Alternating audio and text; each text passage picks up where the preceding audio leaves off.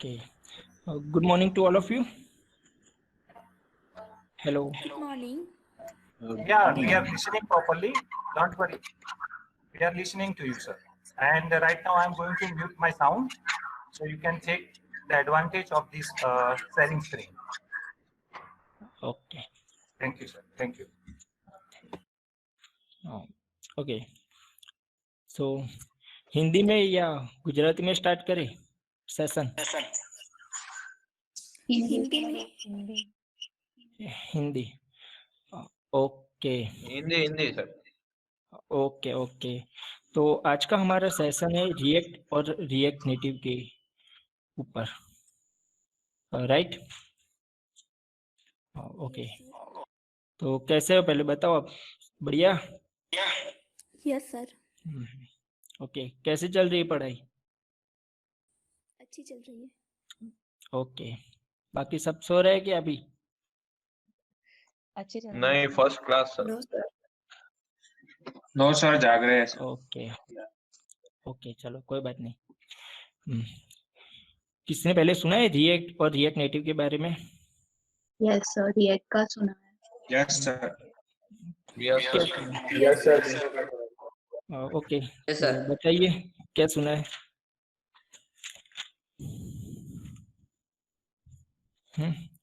कोई एक्सप्लेन कर सकता है डेफिनेशन ऐसा कुछ? डेफिनेशन जैसा नहीं पता सर, थोड़ा बहुत नॉलेज है. ओके, कोई बात नहीं, वो बोल दीजिए मैम. उसमें जो वेबसाइट या क्रिएट होती है उसे हम iOS में भी कन्वर्ट कर सकते हैं और एंड्रॉइड एप्लीकेशन में भी कन्वर्ट कर सकते हैं. उसका एडवांटेज है ये. Okay. Yes sir. So React जो होता है वो जावास्क्रिप्ट का वो लाइब्रेरी है. उसमें जो भी हम सिंगल पेज एप्लीकेशन बनाते हैं उसमें, और उसमें जो कंपोनेंट्स होते हैं वो रीयूजेबल होते हैं. एंड जो रिएक्ट होता है वो फास्टर और स्केलेबल होता है. एंड जो साइज ऑफ कोड हम रिड्यूस कर सकते हैं क्योंकि उसका जो कंपोनेंट्स, पूरी एप्लीकेशन को हम कंपोनेंट्स में डिवाइड करते हैं उसमें और उसको रीयूजेबल बनाते हैं. सो और रिएक्ट का एक एडवांटेज है वर्चुअल डोम. जो एक्चुअल डोम होता है एज इट इज, जब भी हम कोई कोड में चेंज करते हैं तो वर्चुअल डोम से वो उसका स्नैपशॉट ले लेता है और उसके अकॉर्डिंग वो चेंज करता है. पूरा जो डोम होता है वो अपडेट नहीं होता है, तो उसका एक भी फास्टर है. देन रिएक्ट फेसबुक ने वो डेवलप किया है, तो और अच्छा प्लेटफॉर्म है और अभी मोस्टली यूज होता है. Okay, right. दीप ने बताया वो सही है. आज हम कवर करेंगे रिएक्ट नेटिव को, लेकिन हम पहले डिफरेंट देख लेते हैं. रिएक्ट और रिएक्ट नेटिव में क्या डिफरेंट है? रिएक्ट है वो जावास्क्रिप्ट की एक लाइब्रेरी है जो हमें यूआई बिल्डिंग ब्लॉक्स बनाने के लिए हेल्पफुल होती है, राइट? और रिएक्ट नेटिव वो क्रॉस प्लेटफॉर्म फ्रेमवर्क है, वो भी जावास्क्रिप्ट का open. Ankit bhai, if it is possible, would you like to share your PPT so students can take the advantage of PPT also? हाँ okay sir, करता हूँ अभी, लेकिन वो मैं पहले डिफरेंट बता दूँ ना. Okay, sorry sir. Thank you. Okay sir. हाँ, तो रिएक्ट नेटिव वो क्रॉस प्लेटफॉर्म एप्लीकेशन है जो हमें iOS और एंड्रॉयड दोनों के लिए यूज होता है कोड करने के लिए. तो अभी हम मूव होते हैं रिएक्ट नेटिव पर, राइट?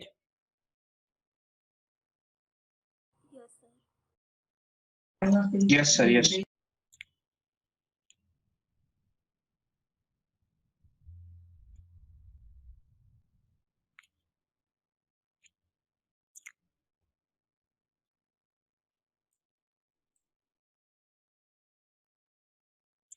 आप देख रहे हैं पीपीटी अभी?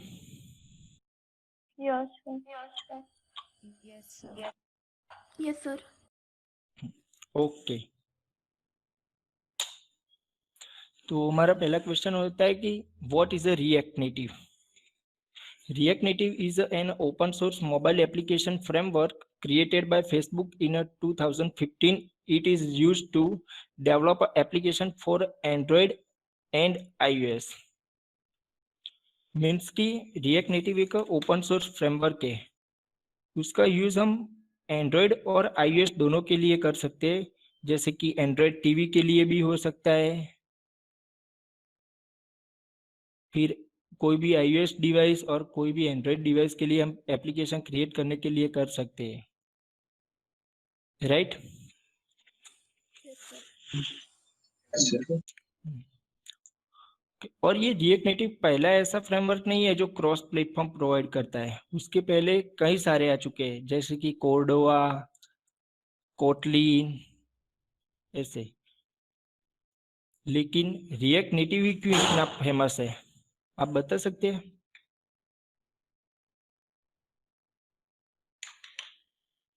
Hello, okay. आइडिया नहीं है। बेनिफिट सर ऑफ वो react native provide a cross platform, means के रिएक्ट नेटिव हमें क्रॉस प्लेटफॉर्म एनवायरनमेंट प्रोवाइड करता है, जो दोनों के लिए है, iOS और Android. Okay, single code base for iOS and Android, means के आपको कोड सिर्फ एक बार ही लिखना है और वो टारगेट दो प्लेटफॉर्म को करता है, एक iOS और एंड्रॉयड दोनों को। React native is a cost effective solution, means suppose कि आप कंपनी में देखोगे तो आपको 2 डेवलपर हायर करने पड़ेंगे, एक iOS डेवलपर और एक एंड्रॉयड डेवलपर, और आपको रिएक्ट नेटिव आता है तो कंपनी को आप सिर्फ एक ही डेवलपर को हायर करने पड़ेगा, वो रिएक्ट नेटिव, क्योंकि वो रिएक्ट नेटिव में दोनों ही आ जाता है। इसीलिए third party plugin support, means कि रिएक्ट नेटिव की कम्युनिटी बहुत बड़ी है, वो हमें थर्ड पार्टी सपोर्ट देता है, जैसे कि मॉड्यूल, नोड मॉड्यूल वगैरह, ऐसा कुछ। Okay,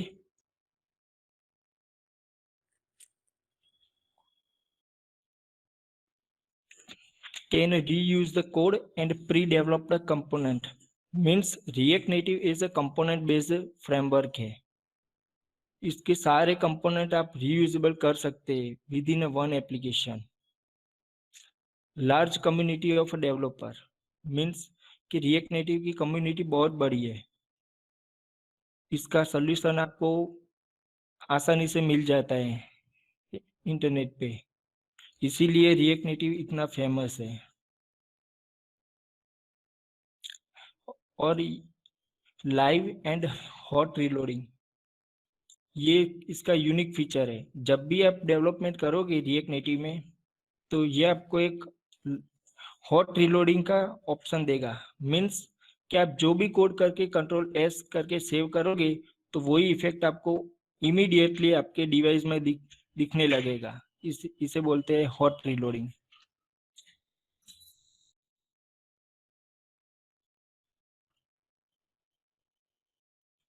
hello, yes sir.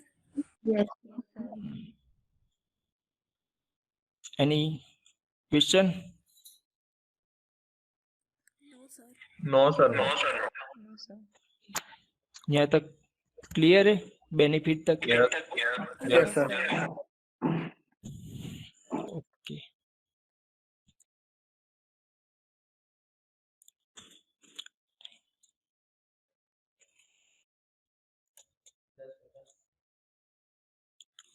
Prerequisite of a react native, आपको रिएक्ट नेटिव स्टार्ट करने से पहले आपको क्या आना चाहिए? आपको रिएक्ट नेटिव स्टार्ट करने से पहले आपको जावास्क्रिप्ट के फंडामेंटल नॉलेज होना चाहिए, जैसे कि उसका variable, scope, array methods, object, वो सब। आप में से कौन कौन को जावास्क्रिप्ट अच्छी तरह से मालूम है? Hello, yes sir. आप जानते हैं जावास्क्रिप्ट को? Yes sir. Yes basic knowledge है आप सबको जावास्क्रिप्ट का? Yes sir. Sir Yes, sir. Okay okay, तो आप आसानी से जावा रिएक्ट नेटिव स्टार्ट कर सकते हो।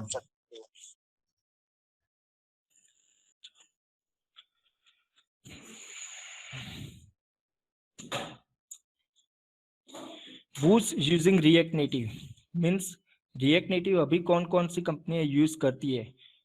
Facebook, Instagram, Shopify, Flipkart, Skype, Tesla, ऐसी बड़ी बड़ी कंपनियां रिएक्ट नेटिव का यूज करती है। और रिएक्ट नेटिव एड मैनेजर भी रिएक्ट नेटिव का ही यूज करता है।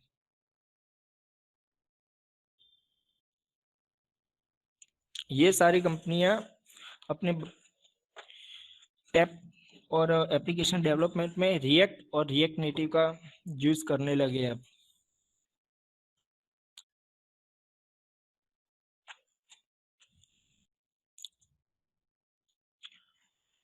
Environment setup of a React Native. Two ways to create a React Native app. One Expo CLI and two React Native CLI. React Native की application दो तरीके से create होती है, एक होता है एक्सपो CLI और एक होता है React Native CLI। इंडस्ट्री में ज्यादातर React Native CLI से प्रोजेक्ट क्रिएट किए जाते हैं। Okay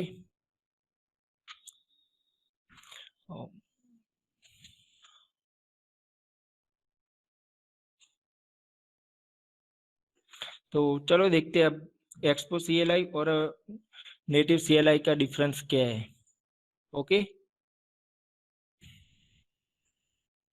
Yes, sir. difference between Expo CLI and a native CLI. No access. Expo CLI क्या करता है? तुम्हें नेटिव कोड एक्सेस करने नहीं देता, और react native CLI native code को एक्सेस करने देता है। मीन्स कि सपोज कि आप ऐप डेवलप कर रहे हो और बीच में आपको कोई C, जावा, C++ का कोड लिखने का जरूरत पड़ा, तो वो आपको एक्सपोर्ट नहीं करने देगा, और रिएक्ट नेटिव CLI आपको वो अलाउ करेगा कि आप नेटिव कोड इसमें लिख सकते हो। Make a development process smooth. Expo आपकी डेवलपमेंट प्रोसेस स्मूथ बनाता है। क्यों? क्योंकि इसमें आपको एंड्रॉइड स्टूडियो और एक्स कोड की जरूरत नहीं होती है, इसीलिए वो CLI आपको पूरा का पूरा प्लेटफॉर्म प्रोवाइड करता है, इसीलिए वो प्रोसेस को स्मूथ बनाता है। और react native CLI development process is not smoother because Android studio and x code. Native CLI आपके SDK को टारगेट करता है, इसीलिए आपको नेटिव CLI से आप प्रोजेक्ट क्रिएट करते हो तो आपको एंड्रॉइड स्टूडियो और एक्स कोड की जरूरत पड़ेगी, इसीलिए उसका डेवलपमेंट प्रोसेस स्मूथ नहीं है। Good for a small and learning purpose. Expo CLI learning purpose और स्मॉल एप्लीकेशन के लिए बहुत अच्छा है, क्योंकि इसमें आपको लोअर मशीन कॉन्फ़िगर होगे तो भी ये वर्क करेगा। And react native CLI good for a bigger and resource intensive application. Means react native CLI आप जब इंडस्ट्री में जाओगे तो रिएक्ट नेटिव CLI का ही यूज होगा। क्यों? क्योंकि इसमें बड़े बड़े प्रोजेक्ट होते हैं, बीच आपको कोई नेटिव कोड भी करने का होता है, वो प्रॉपर स्ट्रक्चर फॉलो होता है, इसीलिए नेटिव CLI यूज करते हैं इंडस्ट्री में। बिगर app size.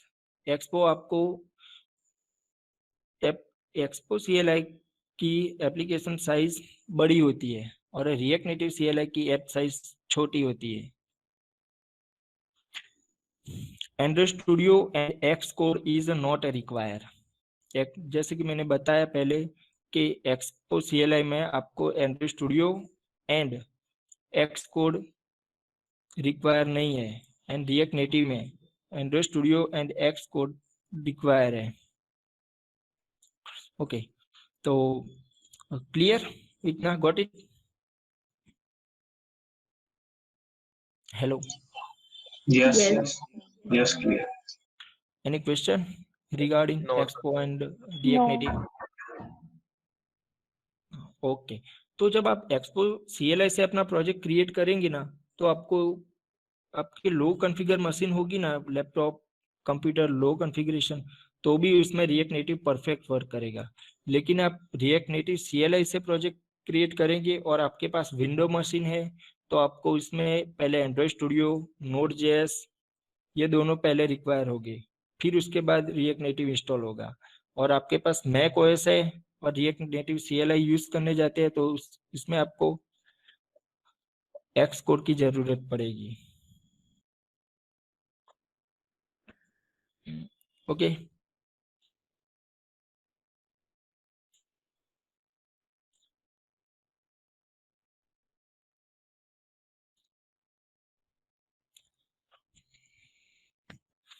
Hello hello, Yes, sir. Any question? No. No. अंकित भाई योर वॉइस आपका अच्छी तरह से आ रहा है। क्या सर? आपका वॉइस अच्छी तरह से आ रहा है, ओके, सुनाई देता है अच्छी तरह से। अंकित भाई, there is a one chat window questions. Linux हो तो कौन सा यूज करें? और लिनक्स में सर आपको एंड्रॉइड स्टूडियो रिक्वायर होगा और node JS. Patel Veer, kindly note that in a Linux you have to use Android Studio. And node JS. Yeah. Okay. Thank you for attention. और Answer. Learning purpose के लिए आप expo CLI भी use कर सकते हैं, क्योंकि इसमें एंड्रॉइड स्टूडियो और एक्स कोड रिक्वायर नहीं होता है।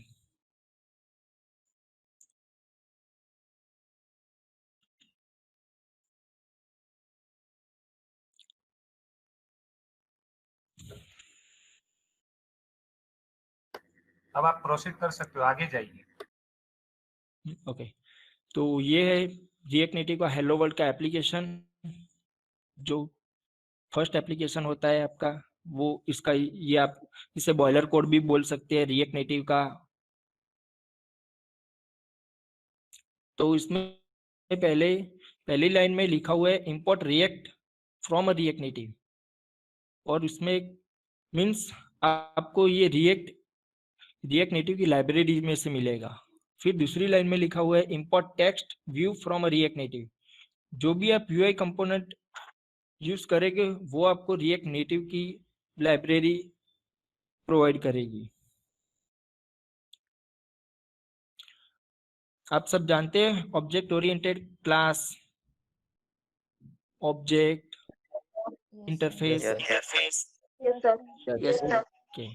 तो रिएक्ट नेटिव के कंपोनेंट टू वे से क्रिएट होते हैं, एक क्लास बेस्ड कंपोनेंट और दूसरा होता है फंक्शन बेस्ड कंपोनेंट। तो ये जो एग्जांपल दिख रहा है आपको वो है क्लास बेस्ड कंपोनेंट का, जिसमें पहले लिखा हुआ है एक्स फॉर डिफॉल्ट क्लास का नेम जो भी आप देना चाहे, लेकिन फर्स्ट कैरेक्टर कैपिटल होना चाहिए। और एक्सटेंड कंपोनेंट वो एक एब्स्ट्रैक्ट मेथड है, वो आपने पढ़ा होगा ना, एब्स्ट्रैक्ट क्लास को एब्स्ट्रैक्ट कैसे करते हैं। Yes sir. ओके, तो वो जो कंपोनेंट नाम का क्लास है ना, उसमें से एक्सटेंड होके आता है, और वो बाय डिफॉल्ट हमें एक मेथड देता है जिसका नाम है रेंडर, और रेंडर एक आइटम रिटर्न करता है जिसको रिटर्न बोलते हैं। ये आपका बाय डिफॉल्ट कोड इतना रहेगा ही रहेगा, बॉयलर कोड बोलते हैं इसको रिएक्ट नेटिव का। ओके, आपने पढ़ा होगा ना कि क्लास में क्या होता है, क्लास में मेंबर होते हैं, प्रॉपर्टीज होती है, राइट? Yes, sir. हाँ, तो इसमें भी ये रेंडर है, वो ये ऐप क्लास का मेंबर है। ओके, तो एनी क्वेश्चन? No sir.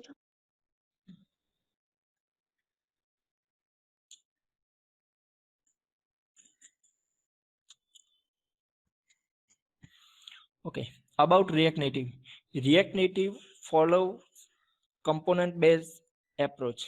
पहले मैंने बताया ना कि React Native component based architecture को फॉलो करता है।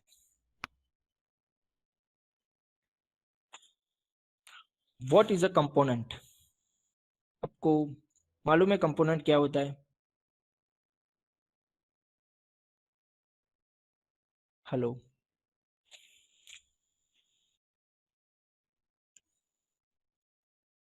Hello, Yes, sir. यस किसी को मालूम है कंपोनेंट क्या होता है? यस सर, लाइक है ना, तो उसमें जो भी हम यूआई एलिमेंट्स यूज कर रहे हैं, फॉर्म यूज कर रहे हैं, एनीथिंग जो जो जो पर्टिकुलर उसका जो लाइक बोल सकते हैं ना, उसका स्ट्रक्चर हो, means suppose I have one button that I have to use in many times. So button is one component, and I can reuse them by passing props. So it's like a component. Yes. Right. Component are the building blocks of any React and a React Native application. A component is a JavaScript class or a function that optionally accept input, property, and return a React Native and a React element that describe how a section of the UI should appear. Means component class भी हो सकता है और function भी हो सकता है. Component आपको एलिमेंट्स रिटर्न करता है, मीन्स कि आप ऐसे इसे डिजाइन कर सकते हो कि आपका कंपोनेंट कैसा दिखेगा. सपोज कि एक एप्लीकेशन बना रहे हो आप, तो एप्लीकेशन के अंदर जितने भी बटन होंगे वो एक ही तरह के होंगे, तो आप बटन का एक कंपोनेंट बना सकते हो और उसको हर पेज में कॉल कर सकते हो. इसे बोलते हैं कंपोनेंट. कंपोनेंट क्या होता है कि छोटे छोटे पार्ट्स में उसे डिवाइड कर देते हैं यूआई के, और उसे जब भी जरूरत पड़े हम उसे कॉल करके उसमें प्रॉपर्टीज पास करके उसका यूज कर सकते हैं. लाइक बटन बनाया हमने, बटन का नाम का एक कंपोनेंट बनाया है, तो उसमें हम बटन का नेम, बटन कैसा दिखना चाहिए, उसकी स्टाइल, ऐसा सब कुछ उसमें पास कर सकते हैं. जहाँ पे कॉल कर सकते हैं वहां पे. Okay. Yes, sir. Any question regarding components? No, sir. You got it? Yes, sir. Okay. Yes, sir.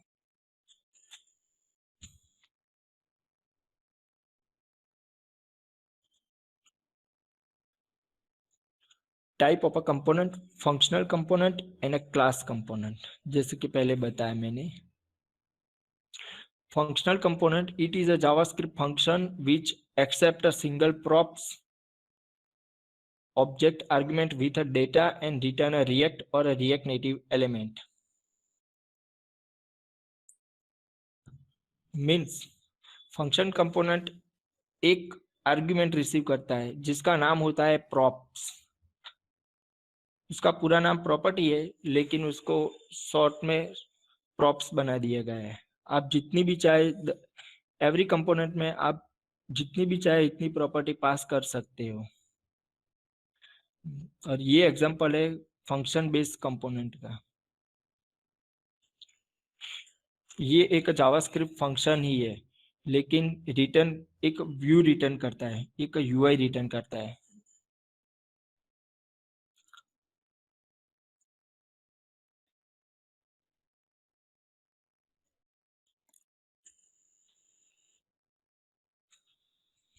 Okay. Yes, sir. आपको समझ में आ रहा है ना? Yes, sir. Yes, sir. Yes. Ankit bhai, if it is possible, will you execute these function component and class component in your IDE so students can get more advantage how to run, how to view, like. Okay sir, मैं sir अब एक demo बनाने वाला हूँ, demo application to do का. Okay, thank you. Okay sir.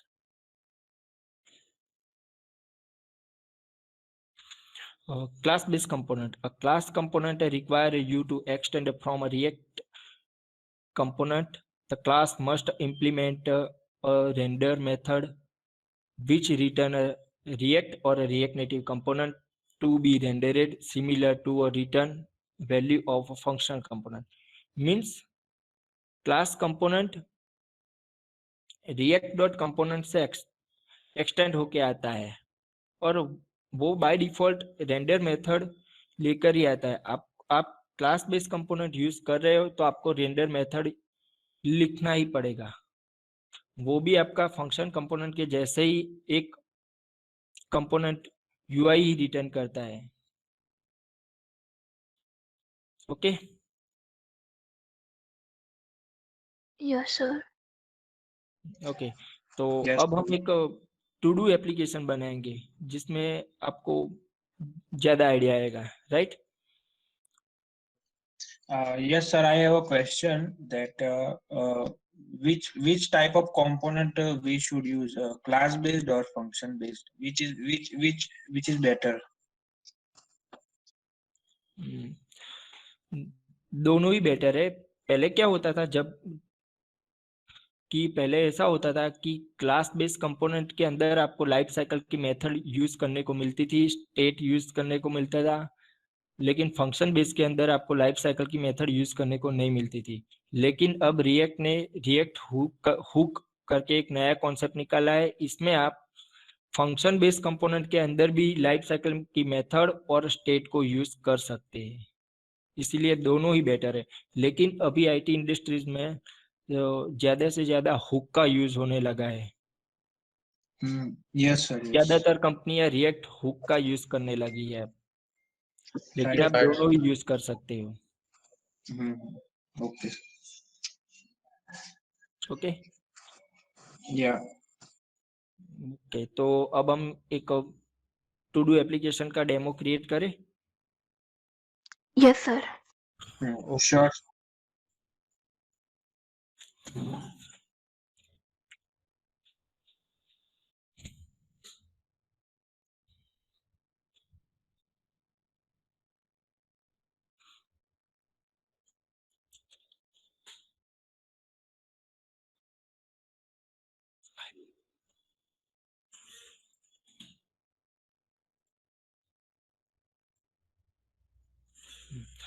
तो पहले तो हम एक एप्लीकेशन नया क्रिएट करेंगे, राइट? Yes. रिएक्ट नेटिव का एप्लीकेशन क्रिएट करने का कमांड होता है npx react dash native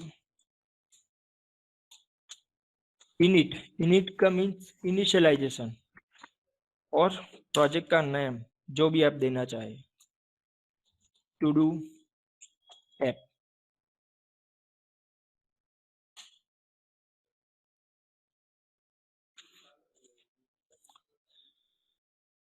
मैंने रिएक्ट नेटिव CLI का यूज किया है।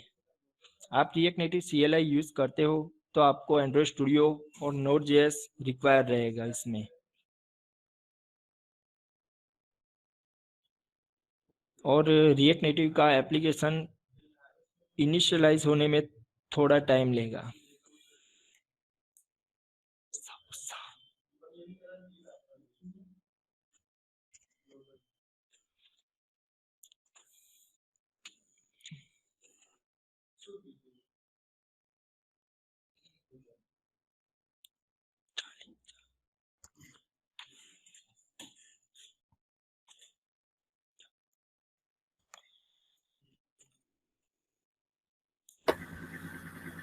मेरा एक अंकित भाई प्रश्न है कि क्या ये एप्लीकेशन बनाने के वक्त इंटरनेट का कनेक्टिविटी चाहिए या नहीं चाहिए? नहीं सर, नहीं चाहिए, लेकिन आपको कोई डिपेंडेंसी ऐड करनी है, जैसे कि नोड मॉड्यूल का आप कोई भी npm करके इंस्टॉल करने जाओगे तभी आपको इंटरनेट कनेक्टिविटी चाहिए।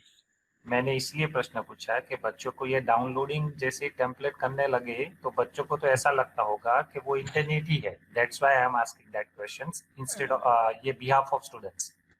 नो सर, नहीं चाहिए। Thank you.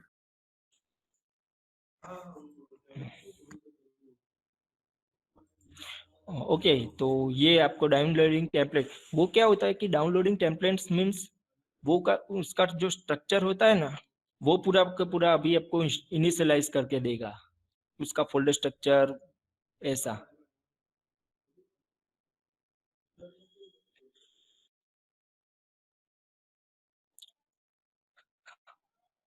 आपको नोड मॉड्यूल के बारे में मालूम है? Hello, Yes, sir. Okay okay.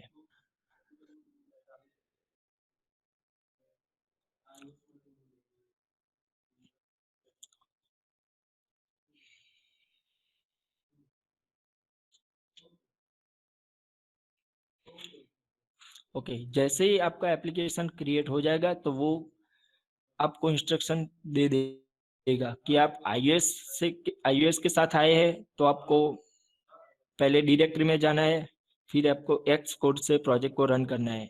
और आप एंड्रॉयड के साथ आए हो तो आपको इम्यूलेटर स्टार्ट करना है, फिर आपको एप्लीकेशन को स्टार्ट करना होता है।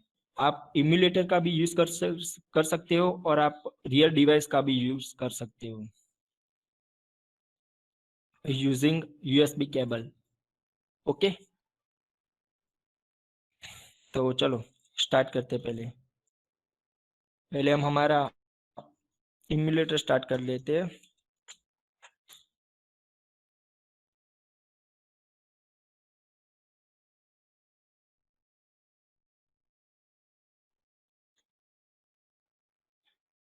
ओके, तो दिख रहा है आपको स्क्रीन? Yes. Yes sir.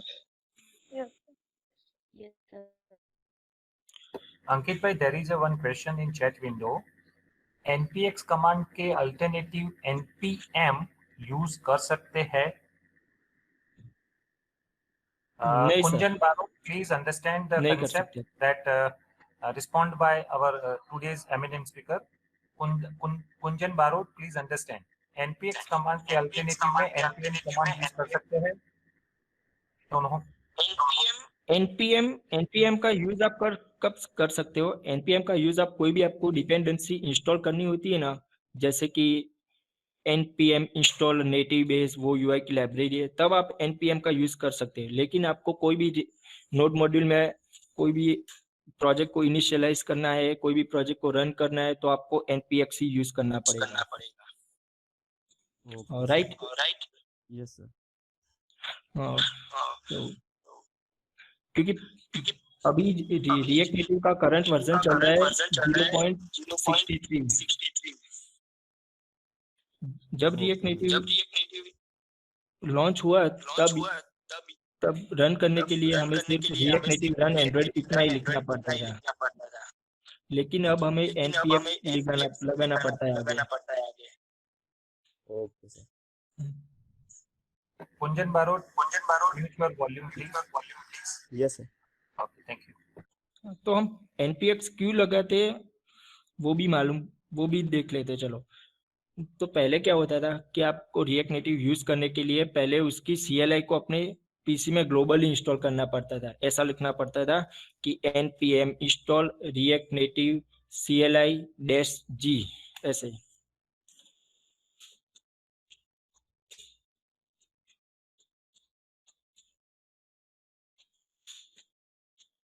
ये कमांड क्या करता था कि आपकी रिएक्ट नेटिव की CLI है वो ग्लोबली आपके पीसी में इंस्टॉल कर देता था।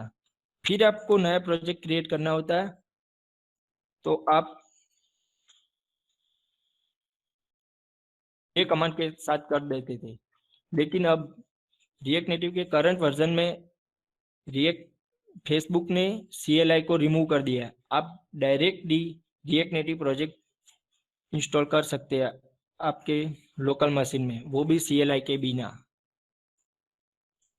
इसीलिए हमें आगे npx लगाना पड़ता है।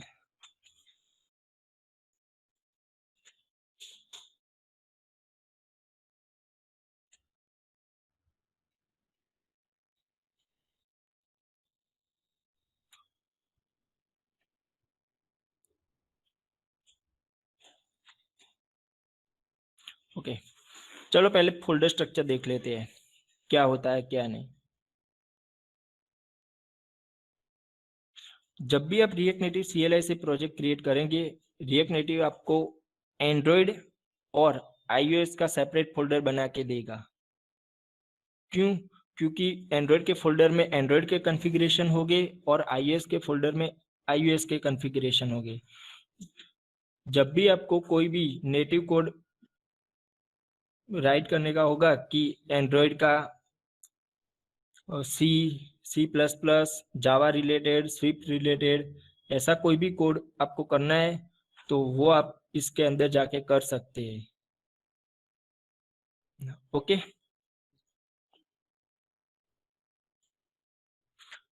फिर नोड मॉड्यूल के अंदर सारी की सारी ऐप की डिपेंडेंसीज होती है। जितनी भी लाइब्रेरी जरूरी होगी वो सारी इसमें नोड मॉड्यूल के अंदर रहेगी। फिर आएगा पैकेज जेसन। ये क्या होता है? ये आपके प्रोजेक्ट का मेटा डेटा है, पैकेज.जेसन।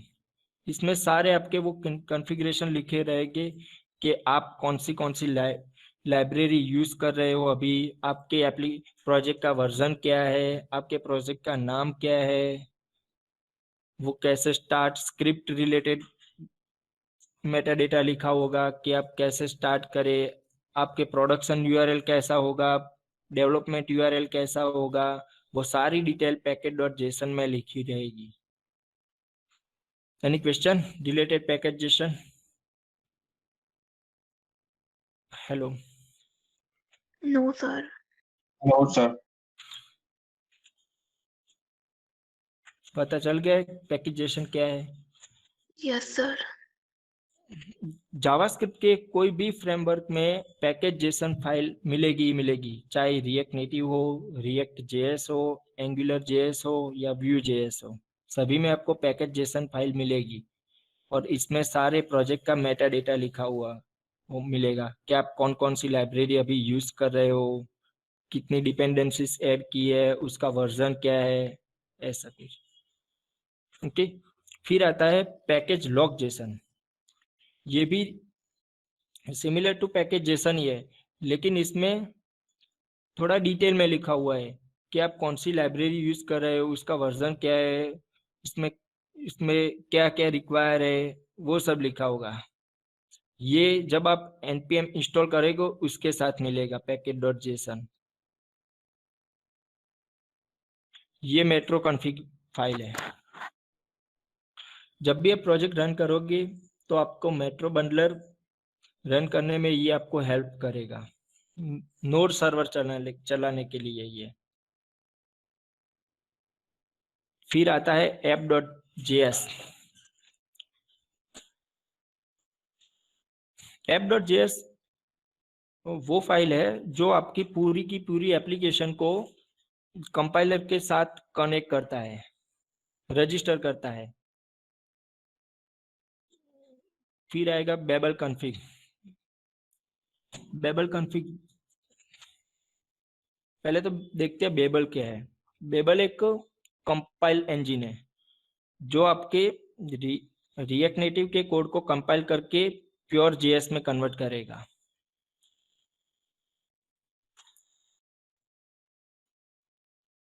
app.json ये आपके एप्लीकेशन की मेटा डेटा फाइल है। मीन्स के आपके एप्लीकेशन के आइकन के नीचे आप जो भी नाम रखते हो ना एप्लीकेशन का, सपोज कि आप व्हाट्सएप यूज करते हो तो उसमें लिखा हुआ नहीं आता आइकन के नीचे के व्हाट्सएप, फेसबुक, ऐसा आप नाम चेंज करना चाहे तो यहाँ से कर सकते हो।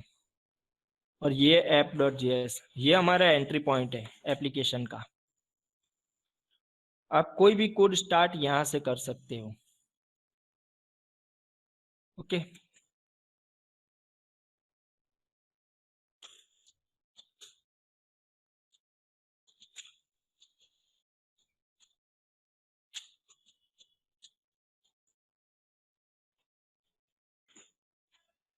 npx react native run android, ये एंड्रॉइड का प्रोजेक्ट रन करने का कमांड है।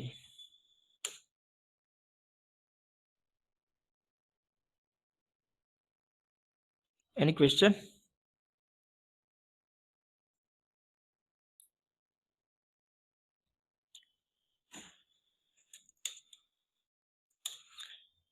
ये जो स्टार्ट हुआ ना, इसमें लिखा हुआ आ रहा है कि node, e, to do app, node module, react native, ये आपका मेट्रो बंडलर है। ये ट्रैक करता है। आप कोई भी कोड करते हो, उसको सेव करते हो, ऐप रीलोड करते हो, जो भी आप चेंजेस करते हो, तो वो ये बंडलर है ना, वो आपको ट्रैक करता रहता है।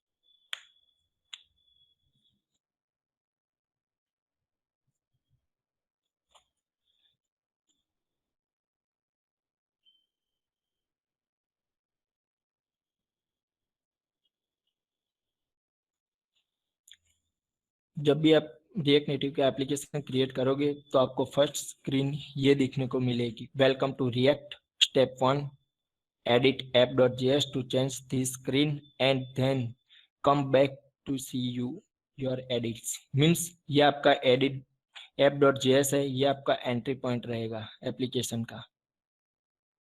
ओके, तो हम क्लास बेस्ड कंपोनेंट के साथ शुरुआत करते हैं पहले, right? Hello, Okay, sir. Okay, any question? Yes. No, sir.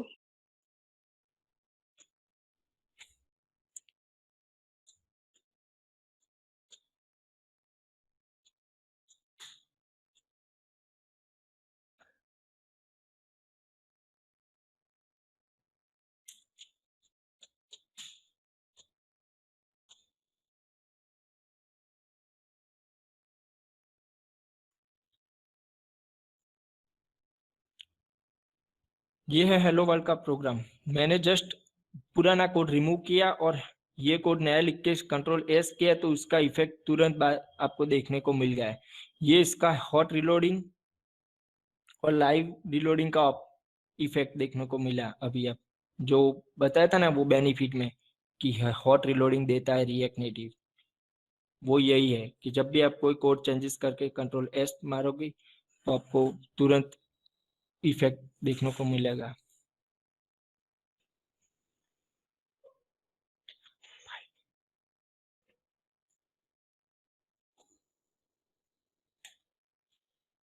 Okay, तो स्टार्ट करते हैं पहले टू डू ऐप बनाने से।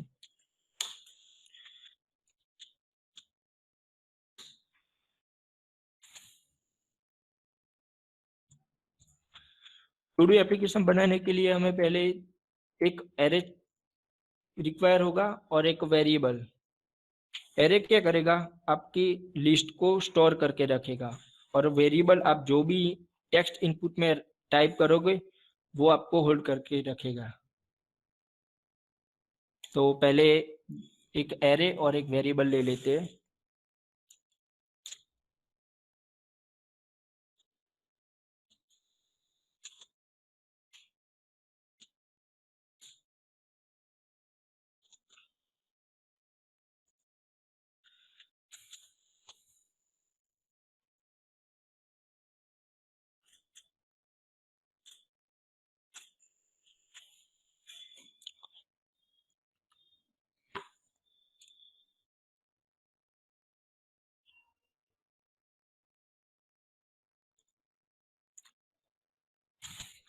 रिएक्ट एंड रिएक्ट नेटिव आपको एक ही पेज में CSS और कोड दोनों लिखने का अलाउ करता है, और आप चाहे तो उसका सेपरेट फाइल भी बना सकते हैं।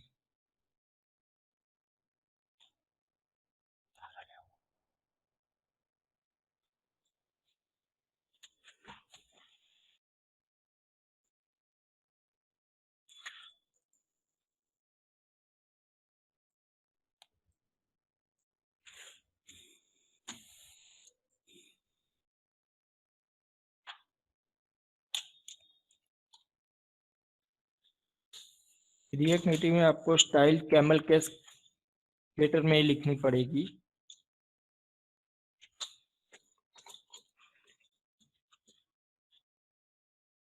पहले हम एक कंटेनर बना लेते हैं।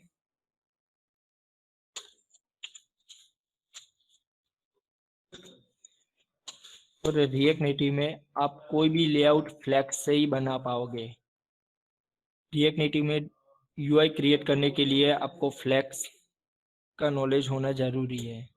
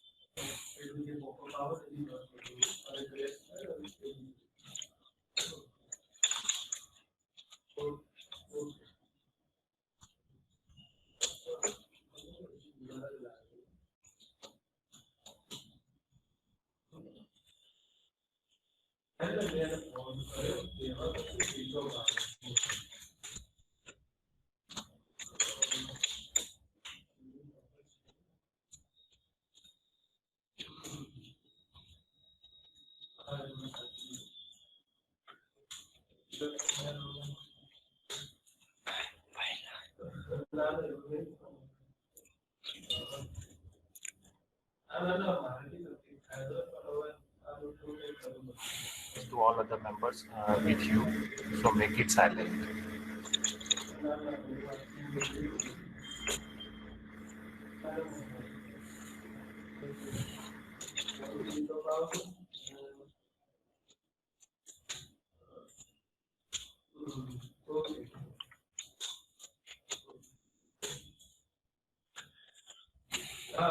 ये हमने text input and touchable opacity को पुल आउट कर लिया है। ये रिएक्ट नेटिव से मींस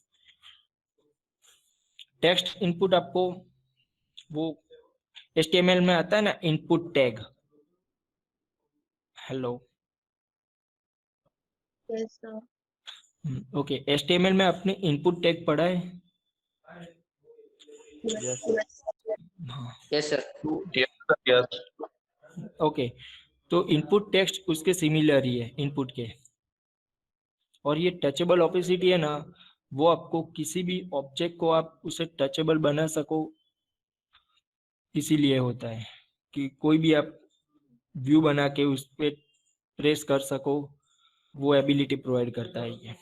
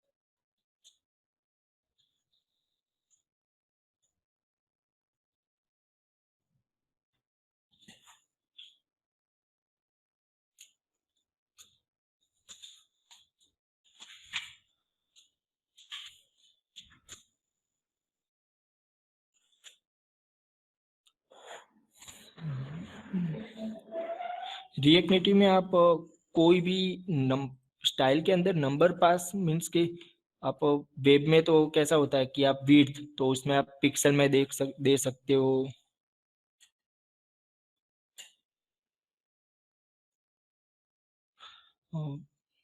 ईएम में दे सकते हो, लेकिन रिएक्ट नेटिव में ऐसा नहीं होता। आपको कोई भी परसेंटेज में हाइट विड्थ ऐसा कुछ देना है तो आप उसे स्ट्रिंग में पास करोगे या फिर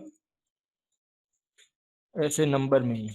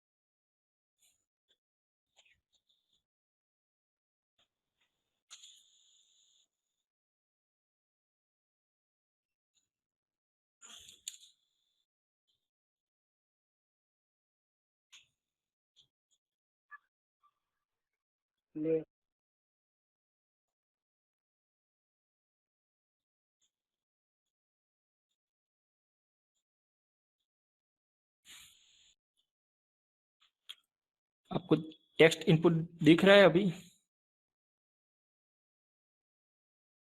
hello. Yes sir, yes. Okay, तो हम अब इसे बॉटम में ला देते हैं क्योंकि हमारा टास्क रेंडर होगा बॉडी में, इसलिए पहले हम बॉडी का सेक्शन भी बना देते हैं। उसका स्टाइल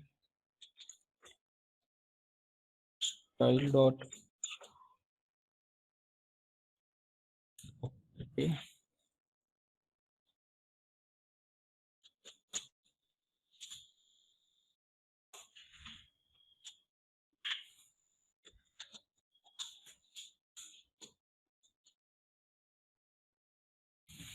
नाइन ओके।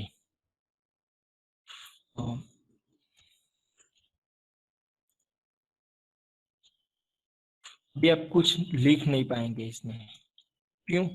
क्योंकि हमने अभी इस कंपोनेंट को हैंडल नहीं किया है। आप इसमें जो भी लिखे वो आपको स्टोर हो जाए ऐसा कुछ इसकी मेथड नहीं बनाई है, इसीलिए इतना कोड में कोई इश्यू आ रहा है आपको? ये इसकी स्टाइल है, फ्लेक्स से ये लेआउट बनाता है। रिएक्ट नेटिव अपना लेआउट बनाने के लिए फ्लेक्स बॉक्स का यूज करता है।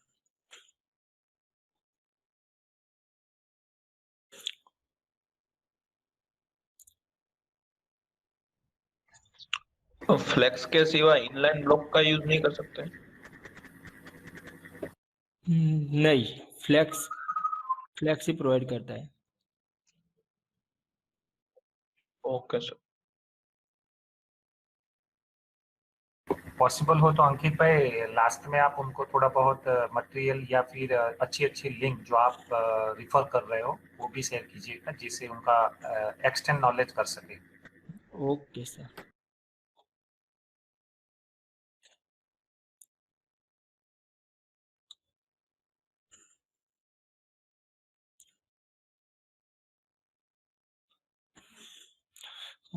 अभी हमने ये टेक्स्ट इनपुट बनाया है, इसमें आप जो भी लिखोगे यहाँ एक बटन बनाएंगे उससे ऐड करोगे तो वो यहाँ पे लिस्ट में दिखने लगेगा। तो हमें अब पहले बटन बनाना होगा इसके लिए।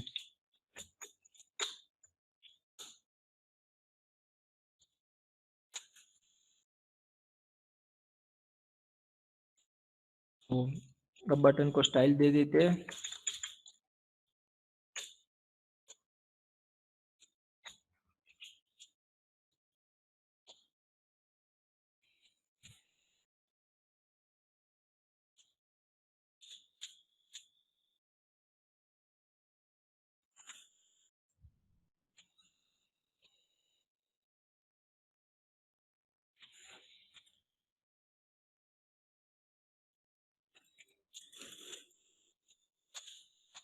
उसकी विड्थ रहेगी 19%। हाइट रहेगी और परसेंटेज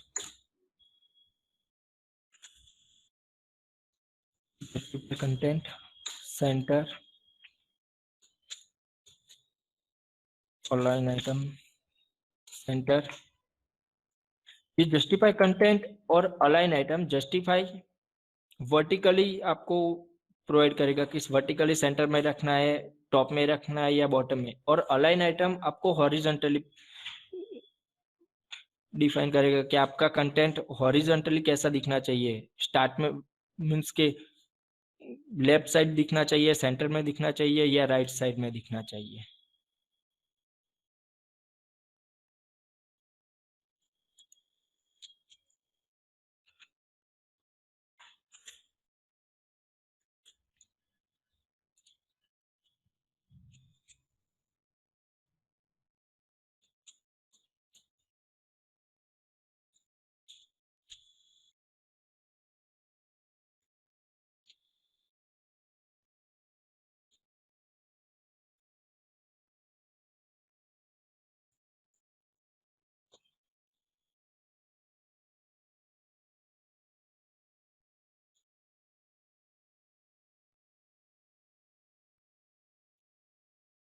ओके, तो हमने बटन और एक टेक्स्ट इनपुट बना लिया है अभी।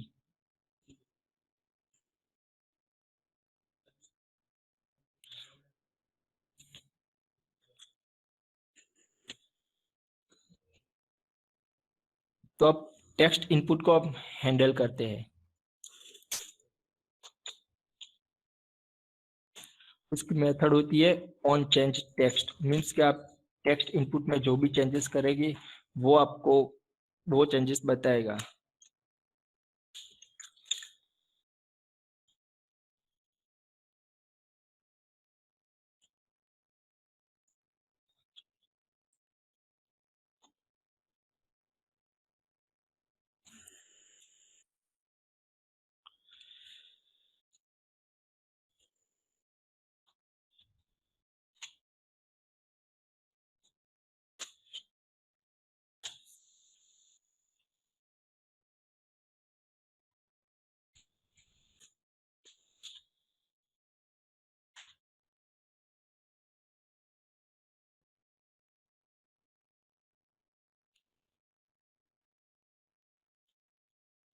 तो अब हम यहाँ पे जो भी कुछ लिखेंगे वो सारा का सारा ये टेक्स्ट नाम की एक स्टेट है, इसमें स्टोर हो जाएगा। Any question? This dot set state क्या है, स्टेट क्या है, वो सब मालूम है आपको?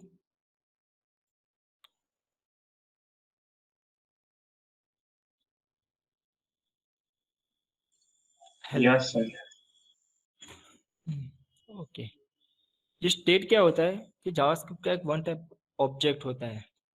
वो आपको कोई भी आपकी एप्लीकेशन रन होती है उस टाइम के आप कोई भी चेंजेस करते हो तो वो चेंजेस दिखाने के लिए हम स्टेट का यूज करते हैं। और स्टेट का स्कोप होता है वो कंपोनेंट के अंदर ही, मीन्स कि आप जो भी कंपोनेंट के अंदर स्टेट लोगे उसका स्कोप वो कंपोनेंट तक ही सीमित होगा ऐसा। और स्टेट की वैल्यू चेंज करने के लिए हम सेट स्टेट का यूज करते हैं। सेट स्टेट नाम की मेथड आती है, बाय डिफॉल्ट आती है, इसका यूज करते हैं। उसमें आप पास कर सकते हो जो भी आपको चेंज करना है और उसकी वैल्यू की एंड वैल्यू। हमने बाय डिफॉल्ट टेक्स्ट को ब्लैंक स्ट्रिंग दिया है। अब हम क्या करेंगे, जब जो भी आप टेक्स्ट इनपुट में एंटर करोगे वो एक एक करके टेक्स्ट के अंदर स्टोर हो जाए, राइट? तो चलो देखते हैं कि हुआ कि नहीं। अब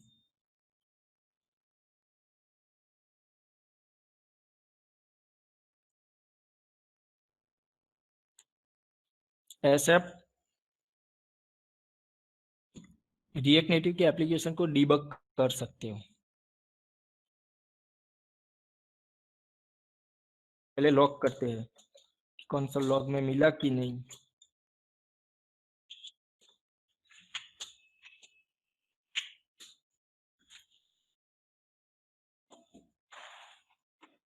अब आप जैसे ही यहाँ पे कुछ टाइप करोगे तो आपको यहाँ पे कंसोल में दिखने लगेगा।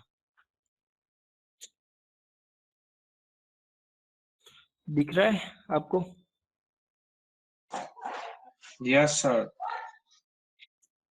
Okay, any question? No sir.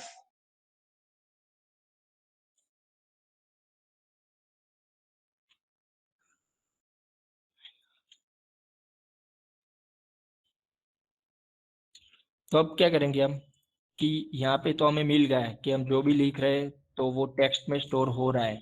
तो हम अब ऐड पे प्रेस करेंगे तो यहाँ पे एक लिस्ट बनना चाहिए। पहले तो हम एक ऐड के लिए एक फंक्शन बना लेते हैं कि अब जब भी हम ऐड पे प्रेस करेंगे तो क्या होना चाहिए।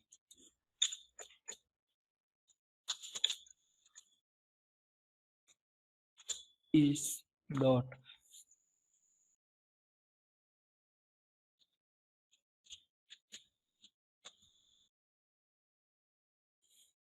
क्लास के अंदर एक फंक्शन बनाते हैं जो ऐड बटन को हैंडल करेगा।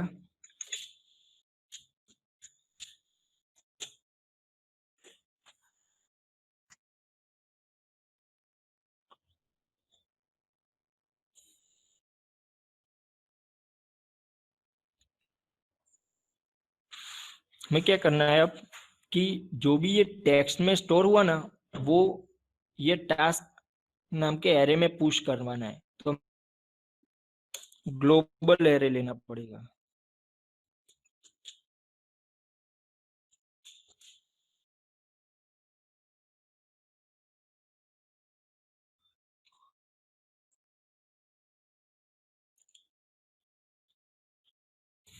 Array dot push list dot state dot text. फिर बाद में हम इस वेरिएबल को टास्क में डाल देंगे।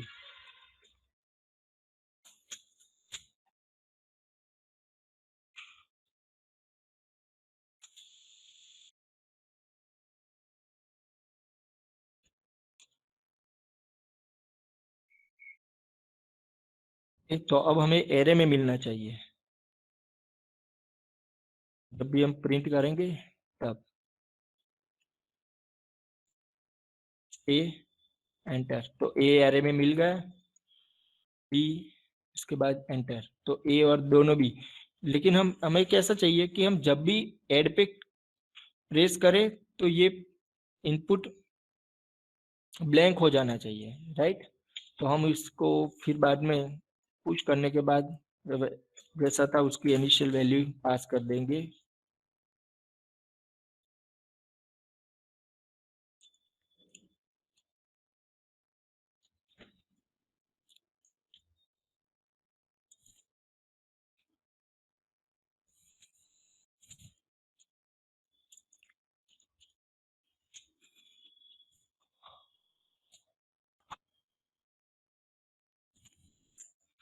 अब हमें ये एरे मिल रहा है तो हमें इस एरे को हम लूप में घुमाएंगे और यूआई में एक कंपोनेंट देता है। उसमें हम ऐसे लिस्ट, वो सेक्शन लिस्ट, ऐसा सब कुछ प्रिंट कर सकते हैं। जो भी आप व्हाट्सएप में देखोगे ना, आपके नंबर आते हैं, वो उसके आगे इमेज होती है, नाम लिखा हुआ आता है, वैसा लिस्ट प्रोवाइड करता है, फ्लैट लिस्ट।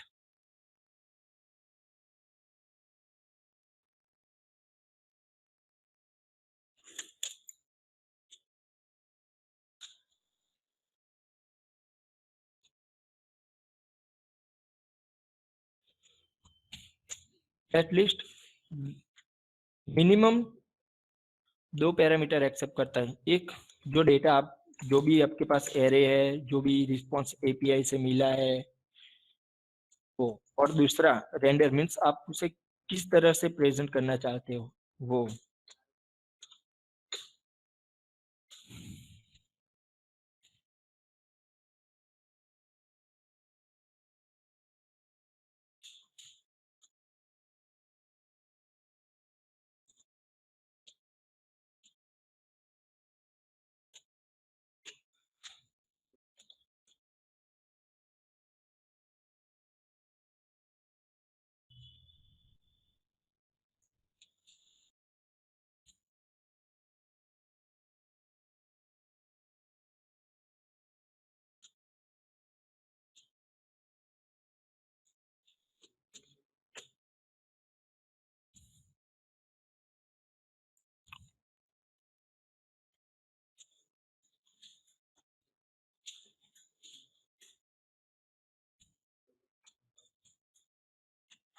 रेंडर मेथड आपकी यूआई रिटर्न करेगा।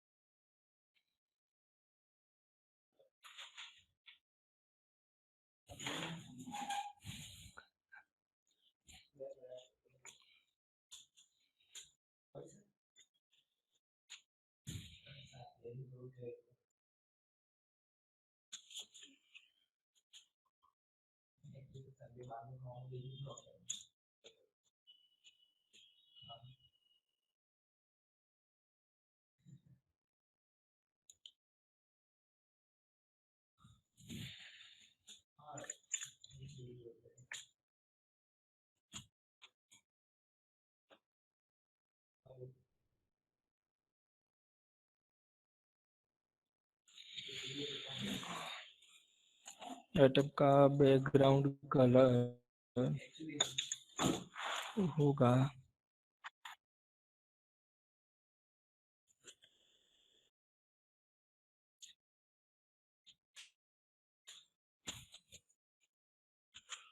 ये हाइट हम रखेंगे 3,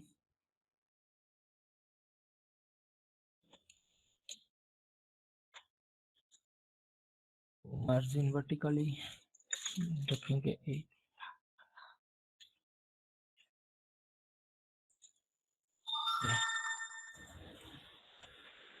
अब हम जो भी टेक्स्ट इसमें एंटर करेंगे वो आपको ऊपर दिखने लगेगा।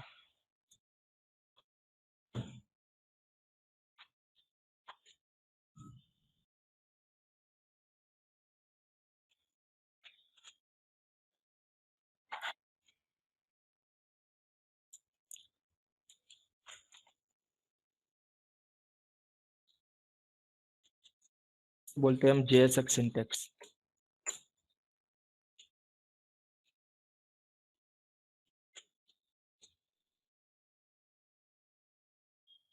Right.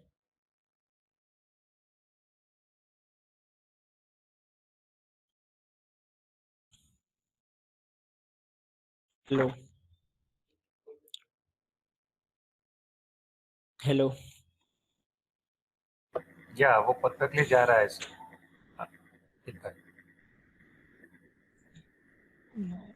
Any question? No sir. यहाँ तक समझ में आ गया सब कुछ कैसे हुआ, ये कैसे, ये यहाँ पे हम टाइप करते हैं, ऐड करते हो तो ये कैसे दिखने लगता है, ये सब।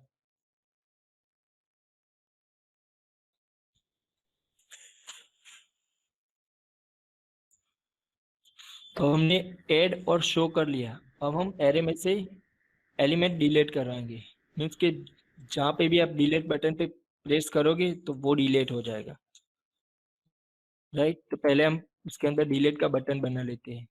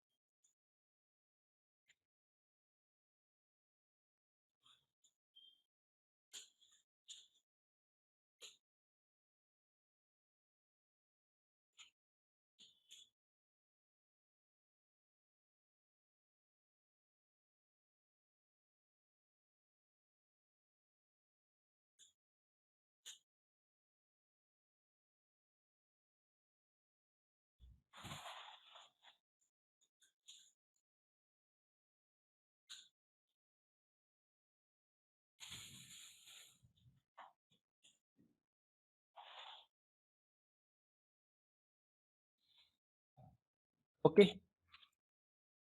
हमने अब डिलीट का बटन बना दिया। तो अब हम ऐसा करना चाहते हैं कि जो भी आइटम पे हम प्रेस करें डिलीट, तो वो ही डिलीट होना चाहिए। तो ये बटन बनाया, उसके ऊपर एक फंक्शन बनाएंगे on press is a event of touchable opacity, means के ऑन प्रेस एक इवेंट है।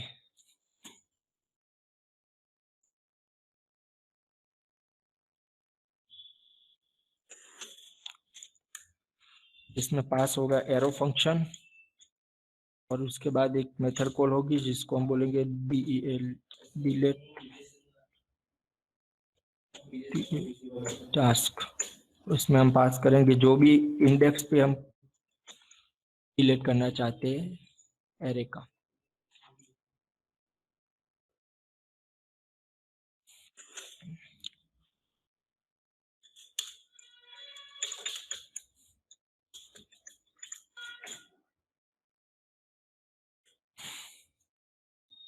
हमने index as a argument pass किया है, तो हमें अब फंक्शन में उसे पैरामीटर में लेना पड़ेगा। इधर पहले एक लोकल वेरिएबल में लेते हैं, उसका नाम देते हैं टेम्पररी एरे। उसमें हम स्टोर करवाएंगे हमारा स्टेट वाला एरे।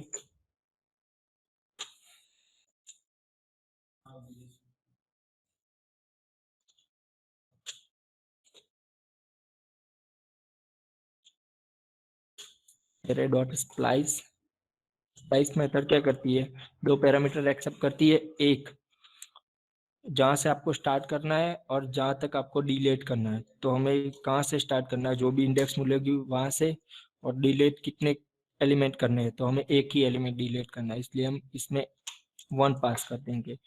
फिर दिस डॉट सेट स्टेट में हम टास्क में फिर से नया एरे कर देंगे।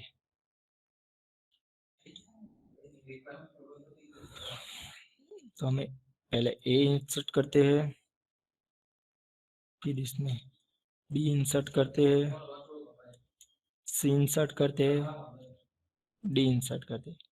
अब हम क्या करेंगे, सी को डिलीट करेंगे।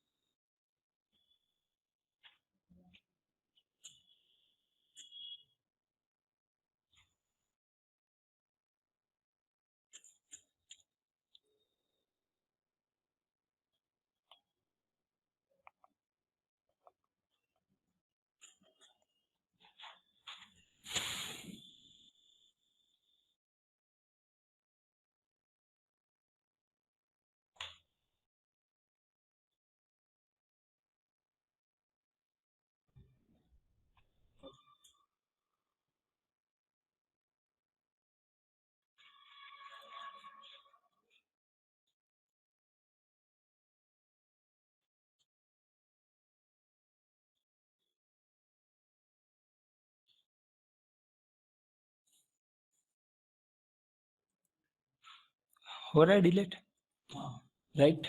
ऐसे हम Yes, sir. A B C D, तो हम अभी बी को डिलीट कर रहे हैं तो हो जाएगा। लेकिन यहाँ पे एक अभी एक इश्यू भी आ रहा है कि हम ऐसा करेंगे तो ब्लैंक भी इंसर्ट हो रहा है, कुछ लिख नहीं रहे। तो इसके लिए हमें वो जब भी हम ऐड करने जाएंगे ना, तो ऐड के बटन पे हमें एक वैलिडेशन लगाना होगा यहाँ पे। तो हम यहाँ पे इफ कंडीशन लगा देंगे और लिख देंगे कि this dot state dot text not equal to blank string. Means इसमें इसमें टेक्स्ट में इनपुट में कुछ लिखा होगा तो ही ये इंसर्ट करेगा, वरना नहीं करेगा। अब हम उसमें कुछ लिखते हैं तो ही करेगा ऐसा। ओके, तो अब मैं आपको पूरा एक्सप्लेन करके बताता हूँ कि मैंने क्या क्या किया। पहले तो मैंने एक क्लास बेस्ड कंपोनेंट लिया, राइट। फिर मैंने इसमें ऐसा यूआई बनाने का ट्राई किया, बॉटम और उसकी बॉडी। फिर हमने एक टेक्स्ट इनपुट और बटन लिया टेक्स्ट एंटर करने के लिए और बटन एरे में ऐड करने के लिए। फिर हमें जो भी डेटा मिला उसे हमने लूप में घुमा के ऐसे यूआई में प्रिंट किया। अब आप जो भी लिखोगे वो ऐसे होगा। फिर हमने डिलीट के लिए क्या प्रोसेस की कि हम डिलीट पे जब भी क्लिक करेंगे ना, तो ये मेथड कॉल होगी डिलीट टास्क। उसमें हमने एक इंडेक्स आर्गुमेंट पास किया और उसे यहाँ पे गेट किया, और इसे स्प्लाइस मेथड से ये हमारा जो एरे है ना, ये लिस्ट, उसमें से जो भी इंडेक्स पास करेंगे वो उसे डिलीट कर देगा और फिर से उसे वही एरे में सेट करके दे देंगे नई वैल्यू। Okay, any question?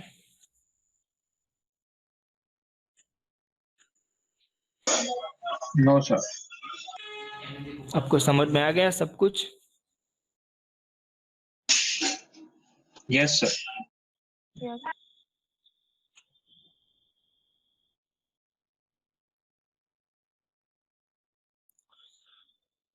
ये उसका स्टाइल पोर्शन है। रिएक्ट नेटिव और रिएक्ट जेएस में ज्यादातर स्टाइल कैमल केस में फॉलो होती है, जैसे कि फ्लेक्स का एफ स्मॉल में और डायरेक्शन का डी कैपिटल में। ऐसे ही आप इसे लिख सकते हो। और रिएक्ट नेटिव के अंदर सीएसएस के जो वो रूल्स अप्लाई नहीं हो सकते, क्योंकि वो खुद के रूल ही अप्लाई करता है स्टाइल के लिए। और कोई भी लेआउट बनाने के लिए आपको फ्लेक्स का यूज करना पड़ेगा। फिर आप अब यहाँ पे चाहे तो आइकन भी ऐड कर सकते हो, वो उसकी भी लाइब्रेरी अलग से आती है। जैसे सपोज कि हमें कोई रिएक्ट नेटिव की एक लाइब्रेरी है जो यूआई बनाने के लिए काम आती है, उसका नाम है नेटिव बेस। तो ये नेटिव बेस क्या करता है, आपको रेडीमेड कंपोनेंट प्रोवाइड करता है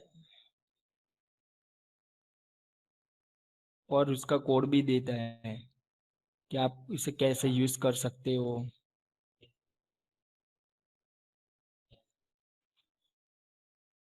ये अकॉर्डियन है ऐसे। तो अब हमें ये लाइब्रेरी को इंस्टॉल करनी है हमारी ऐप में। तो इसके गेटिंग स्टार्ट करें, उसमें इसने कमांड दिया हुआ ही है कि आप npm install react native base install. तो हम पहले कर लेते हैं इसे इंस्टॉल। यहाँ से कॉपी करेंगे, फिर हमारी प्रोजेक्ट वाली डायरेक्टरी में पेस्ट करेंगे, तो ऐसे होगा। कोई भी नोड मॉड्यूल इंस्टॉल करने के लिए आपको npm लगाना होगा, और प्रोजेक्ट इनिशियलाइज और प्रोजेक्ट स्टार्ट करने के लिए आपको npx।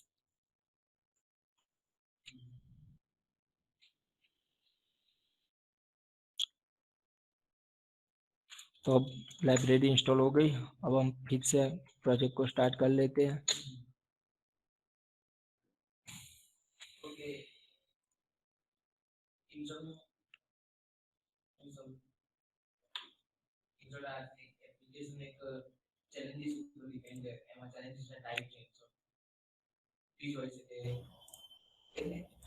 हमें आइकन यूज करने हैं, तो रिएक्ट नेटिव में वेक्टर आइकन आते हैं, रिएक्ट नेटिव वेक्टर आइकॉन्स का भी npm दिया हुआ है, हम यहाँ से कॉपी करेंगे। जो भी आप लाइब्रेरी यूज करोगे उसका पूरा का पूरा डिस्क्रिप्शन आपको उसकी लाइब्रेरी के पेज पे मिल ही जाएगा। जैसे कि ये अभी देख रहे हो आप वेक्टर आइकन, तो आपको वो बताएगा कि वेक्टर आइकन कैसे इंस्टॉल होता है, वो कैसे आप उसे यूज कर सकते हो, वो सबका सब कुछ लिखा हुआ ही मिलेगा आपको।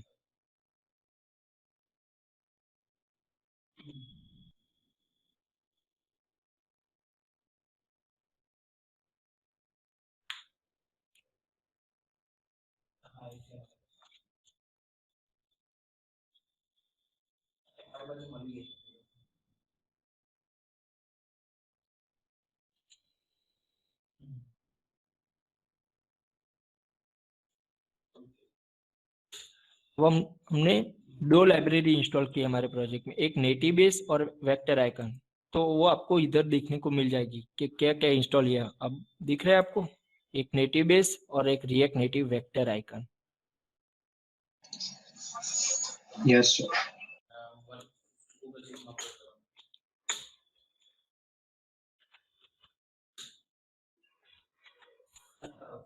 हम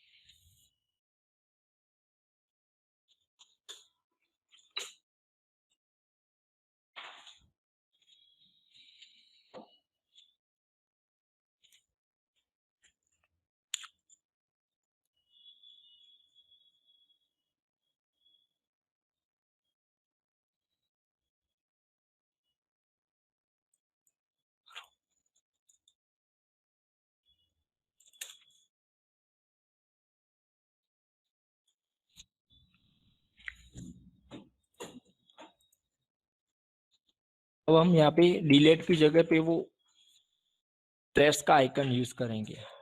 वो हमने दो अभी जो लाइब्रेरी इंस्टॉल की ना, नेटिव बेस और वेक्टर आइकन, उसकी मदद से। तो पहले हम आइकन को पुल आउट कर लेते हैं, import something from native base. जो भी आप लाइब्रेरी इंस्टॉल करेंगे वो आपको लाइब्रेरी इंस्टॉल होगी तो ही आप उसे यूज कर सकते हो, अदरवाइज आप उसे यूज नहीं कर सकते।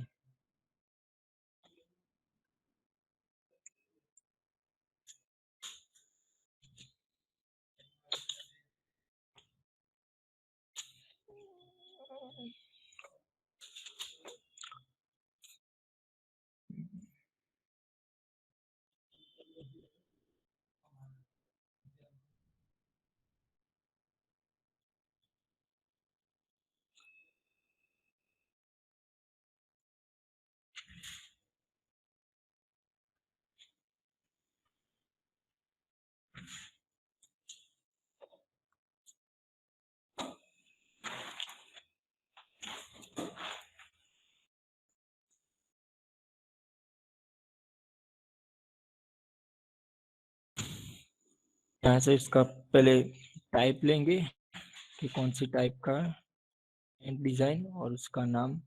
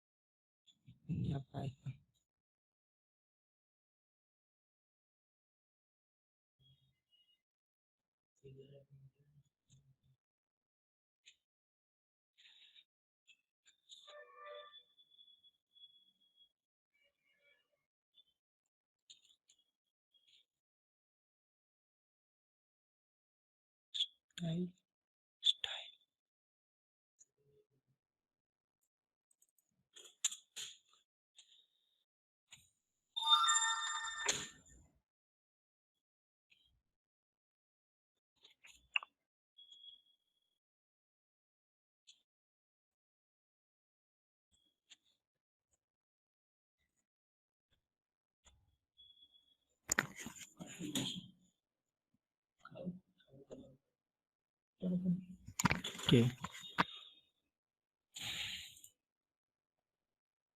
ओके, लिंक કરી દીધું એન્ડ્રોઈડ।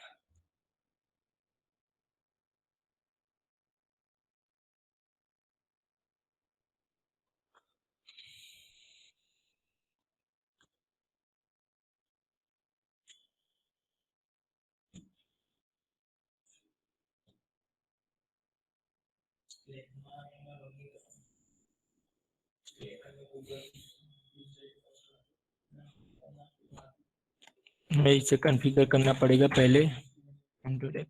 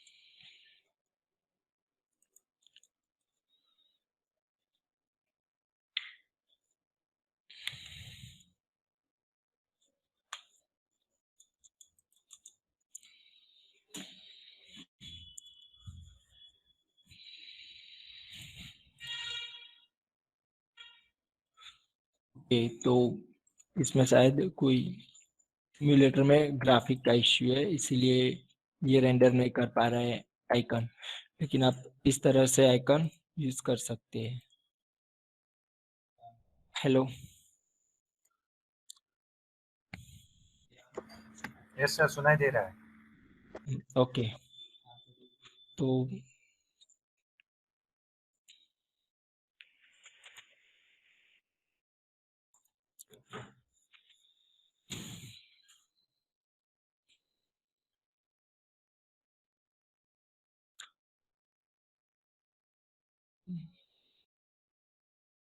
ओके, तो आपको समझ आ गया कि ये टू डू कैसे वर्क करता है?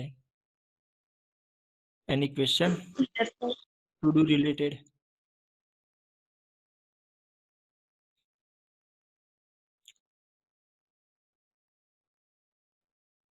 हेलो, अंकित भाई, यही एप्लीकेशन सब iOS में रन करने के लिए या फिर iOS में एग्जीक्यूट करने के लिए कितना वक्त लग सकता है? सर पहले तो ये कोड सारा हमें iOS के मशीन में ट्रांसफर करना पड़ेगा, फिर सर उसे एक्स कोड के साथ कॉन्फ़िगर करके उसे आप रन कर दोगे तो वो रन हो जाएगा।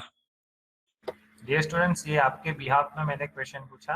अगर आपको जानकारी है तो आप अगर ज़्यादा जानकारी लेना चाहते हो तो आप दोबारा भी पूछ सकते हो। उन्होंने ये बताया कि आपका यही कोड आपको पहले iOS में ले जाना पड़ेगा, एक्स कोड के अंदर कॉन्फ़िगर करना पड़ेगा, देन आफ्टर उसको एग्जीक्यूट करना पड़ेगा। सो चेंज का कोई कोड होगा अंकित भाई? मीन्स सर जो आपने ये रिटर्न एप्लीकेशन लिखा 2D ऐप, उसमें कोई चेंज होगा या फिर उसमें ज्यादा कोई चेंज नहीं होगा, ओनली फॉर कॉन्फ़िगरेशन चेंज होगा? कॉन्फ़िगरेशन ही सर। और सर ये रिएक्ट नेटिव क्या करता है, आप जो भी ये सारा कोड लिखा है ना, वो 100% नेटिव नहीं बनाता, लेकिन क्लोज टू नेटिव बनाता है। मीन्स के रिस्पेक्टिवली कोड को कन्वर्ट करता है। जो भी आप एंड्रॉयड iOS का बिहेवियर जैसा होगा वो उसमें ऐसा दिखाएगा, और एंड्रॉयड में जैसा बिहेवियर होगा तो उसमें ऐसा दिखाएगा। सपोज कि सर हम एग्जांपल लेते, तो सर अभी जो ट्रेंडिंग गेम थी पबजी करके, आप सब खेलते होंगे ना पबजी?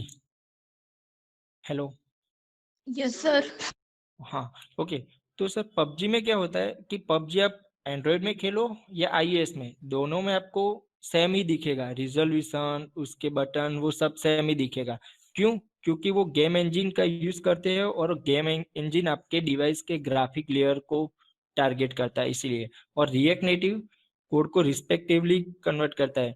मीन्स कि सर आप व्हाट्सएप देखते हो ना, तो एंड्रॉयड में आपको एंड्रॉयड के फोन में आपकी व्हाट्सएप की एप्लीकेशन दिखाएगी, और आपको iOS में, दोनों में आपको थोड़ा सा डिफरेंट दिखने को मिलेगा फीचर वाइज मीन्स के UI वाइज। कि एंड्रॉयड में सपोज कि डेट पिकर लेते हैं हम एंड्रॉयड में, तो वो पॉपअप होके आता है, लेकिन वही डेट पिकर जब iOS में जाएगा तो वो फिर रोल बन के आएगा। मीन्स के आप डेट पिकर यूज करेंगे तो आपको वो बॉटम सीट में खुलेगा, और आपको वो रोल करके सिलेक्ट करना पड़ेगा। वो ऐसे कोड को कन्वर्ट करता है ये। Okay, sir. So, is there any option available that we can check the iOS code into our Windows machine, or we need a Mac? No, आपको iOS रिएक्ट नेटिव CLI के साथ आपको iOS target करना है तो आपको Mac require ही रहेगा।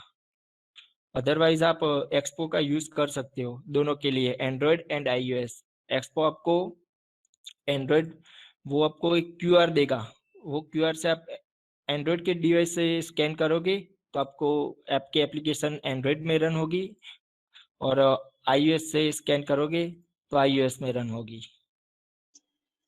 Okay sir, thank you. अभी आपका क्वेश्चन आंसर अवर है, क्वेश्चन आंसर सेशन है। अगर आप क्वेश्चन करना चाहते हो अंकित भाई से तो आप कर सकते हो, वो अभी अवेलेबल है। आपके एंड से अंकित भाई आपका एप्लीकेशन बनाने का खत्म हो गया है क्या? हाँ सर। सर उन लोगों को कोई और एप्लीकेशन हमने ऑफिस में बनाई है, वो देखनी हो तो वो भी मैं दिखा सकता हूँ कि कैसे बनती है। ये तो सर जस्ट एक डेमो था, लेकिन वो रियल कैसे दिखती है वो दिखाना है तो भी मैं दिखा सकता हूँ अभी आपको। Dear students, please reply that. If you want to extend a new application, please press 1 in your chat window, otherwise press 0. Okay, go ahead.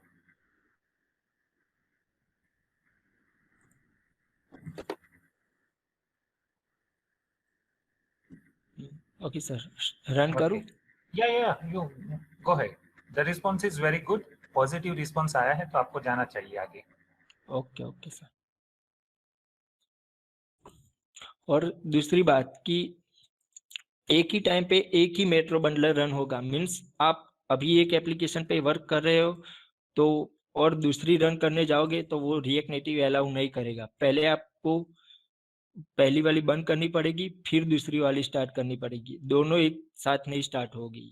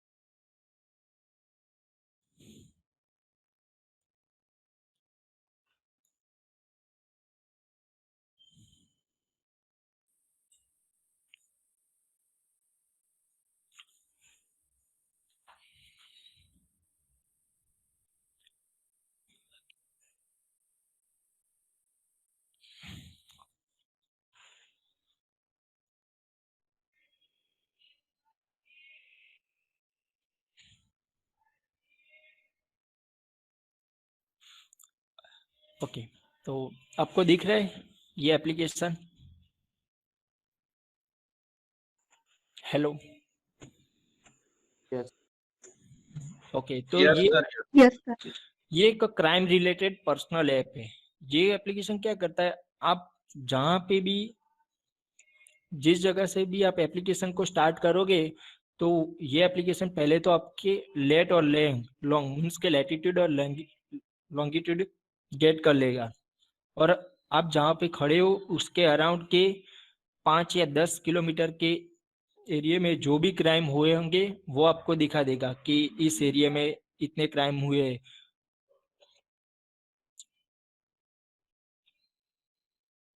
ऐसा अटेम्प्ट टू मर्डर,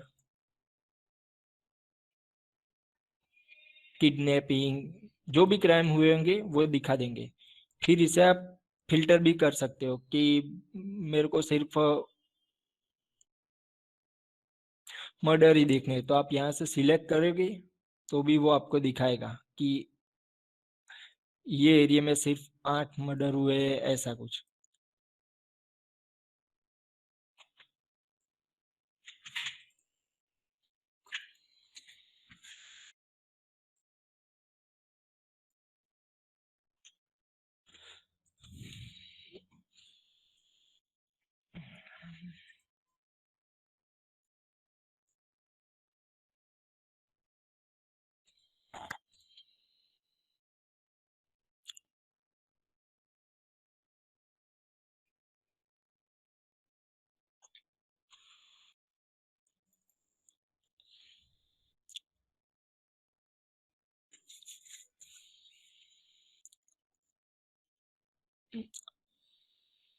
आप यहाँ से मोड भी चेंज कर सकते हो, नाइट मोड, डार्क मोड, ऐसे कुछ। डार्क मोड में ऐसे दिखेगी एप्लीकेशन। अभी ये ऐप खत्म नहीं हुआ है, अभी रनिंग ही है। यहाँ से आप ऐड भी कर सकते हो अपना क्राइम।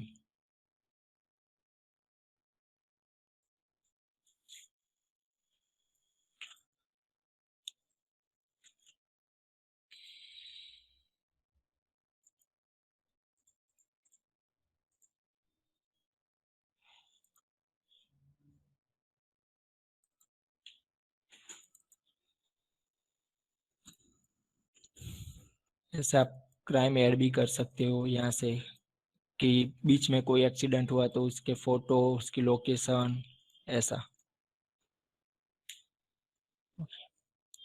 ये एप्लीकेशन रिएक्ट नेटिव में बनी हुई है और इसमें सारे के सारे component function based component use किए गए हैं विथ हुक एंड रिडक्स।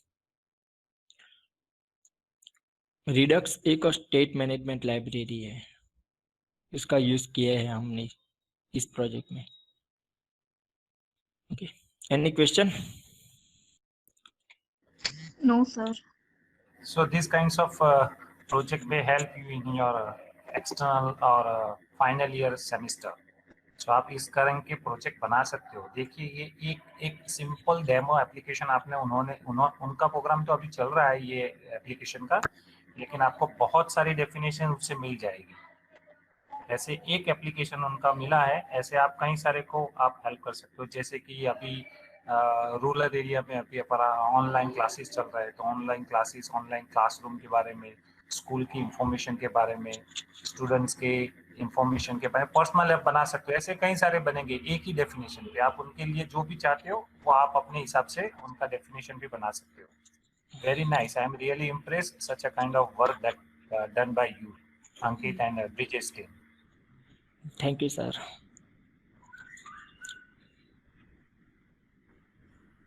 आगे कोई क्वेश्चन है तो बोल दीजिए। हमारा वेबिनार का सेशन का अंत वक्त आ गया है और आपको यहाँ से जाने का वक्त भी नहीं लगेगा कि मुझे छोड़ना नहीं है, क्योंकि वो तो बताएगा क्योंकि उनके पास बहुत सारा नॉलेज है। इस एप्लीकेशन के अंदर हमने बहुत सारी लाइब्रेरीज यूज की हुई है, जैसे कि रिएक्ट नेटिव एसिंक्रोनस स्टोरेज, वो आपको पोर्टेबल और लाइट बेस्ड डेटाबेस प्रोवाइड करता है। फिर जियो लोकेशन, जो आपको आप जहाँ भी होगे उसकी लोकेशन गेट करने के लिए वो हेल्प करेगा। ये मोमेंट है, वो आपको डेट को फॉर्मेटिंग के साथ दिखाएगा। वो नेटिव बेस है, वो यूआई के रेडीमेड कंपोनेंट प्रोवाइड करेगा। जैसे ये गूगल मैप है, जो आपको अभी ये मैप दिख रहा है वो है। ऐसे बहुत सारे हमने लाइब्रेरी यूज करके ये प्रोजेक्ट को बनाया है अभी, और अभी उस पे काम चालू ही है।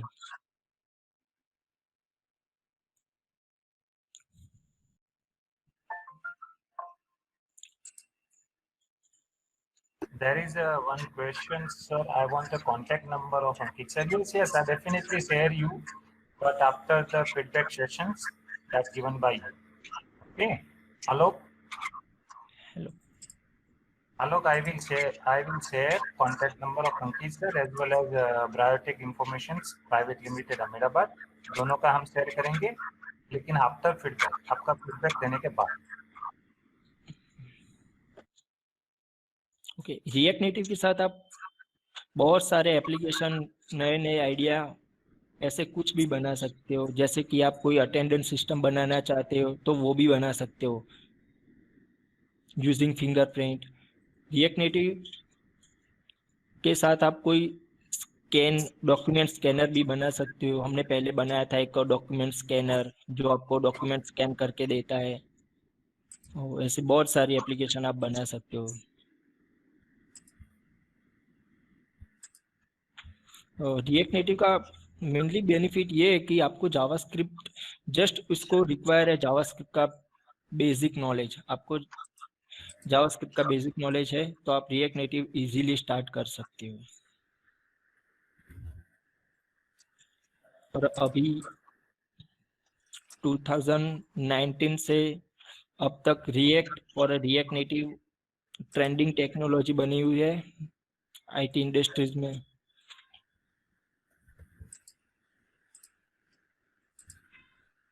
इसकी अभी रिएक्ट और रिएक्ट नेटिव की बहुत रिक्वायरमेंट्स है।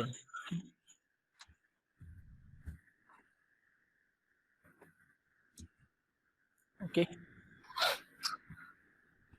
Yes, sir.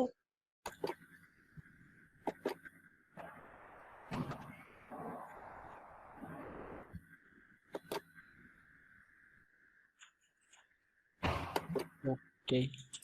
किसी को कोई क्वेरी हो तो बोल दीजिए। अभी भी आप कुछ कहना चाहते हो, कोई इंफॉर्मेशन लेना चाहते हो?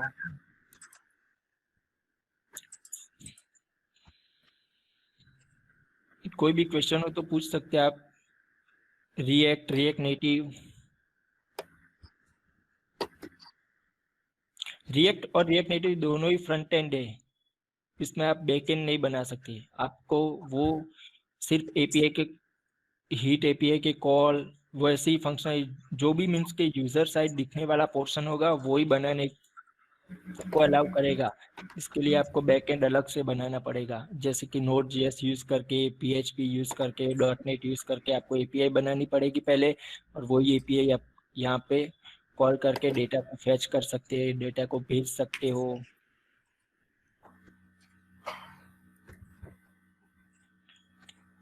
रिएक्ट के कंपोनेंट होता है ना, उसकी एक लाइफ साइकिल मेथड होती है। आपको दिख रहा है ये? यस। कोई भी कंपोनेंट होता है ना तो उसमें तकरीबन 13 to 14 लाइफ साइकिल मेथड होती है। जब भी आपका कंपोनेंट रन हुआ तो उसमें पहले क्या कॉल होगा, तो पहले कंस्ट्रक्टर कॉल होगा, फिर उसके बाद आप आएगी get derived state from a props method आपने यूज की होगी तो ये होगा, फिर रेंडर होगा,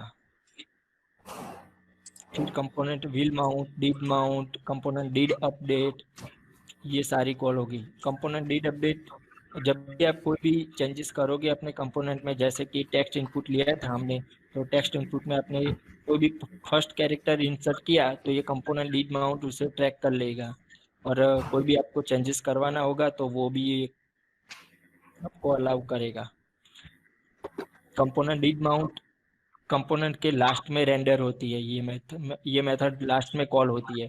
तो हम लोग ऐसा कर सकते हैं कि हमारा एपीआई का जो भी कॉल है फैच का, कि तक पेज लोड हो, जब भी कोई स्क्रीन लोड हो उसके बाद तुरंत ही हमें यूजर का लिस्ट ला के देना है। जब भी आप व्हाट्सअप स्टार्ट करते हो तो कैसे आपको लिस्ट दिखाई देता है पहले ही, आपने जिसके साथ चैट किए, तो वैसे लिस्ट रेंडर करवाना है तो कंपोनेंट डिड माउंट के अंदर करवा सकते हैं। क्यों? क्योंकि ये लास्ट में कॉल होता है, पहले कॉल करवाएंगे तो यूआई भी रेंडर नहीं होने देगा। ये पहले यूआई दिखाएगा, फिर इसमें एपीआई का कॉल होगा।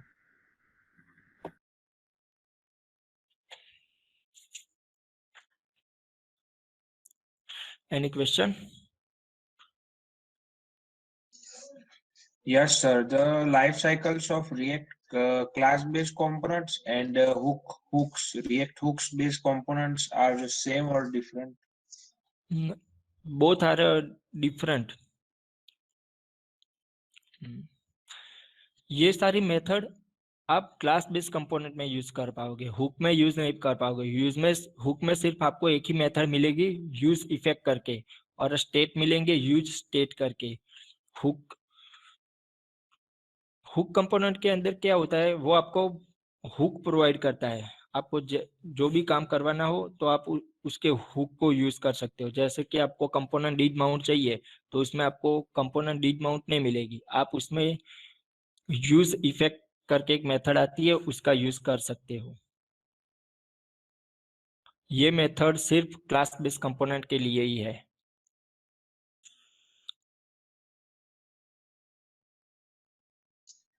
Okay sir. हुक के लिए तो आपको हुक यूज करने पड़ेंगे। बहुत सारे हुक है, जैसे कि use memo, use reference, use effect, use state. Yeah, also we can create custom hooks. या आप कस्टम भी क्रिएट कर सकते हो।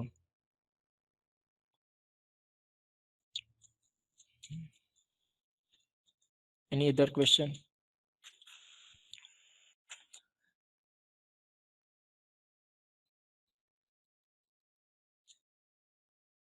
आपको वो टू डू एप्लीकेशन का कोड चाहिए तो वो भी मैं भेज दूंगा। मुझे शेयर कर दीजिएगा, मैं इन सभी को शेयर कर दूंगा। Okay sure sir. अंकित भाई, आगे कुछ पढ़ाना है आपको? अभी यहाँ का आपका सेशन स्टॉप करने चाहते हो? ओके सर, आप कोई क्वेश्चन हो तो मैं बोल सकता हूँ।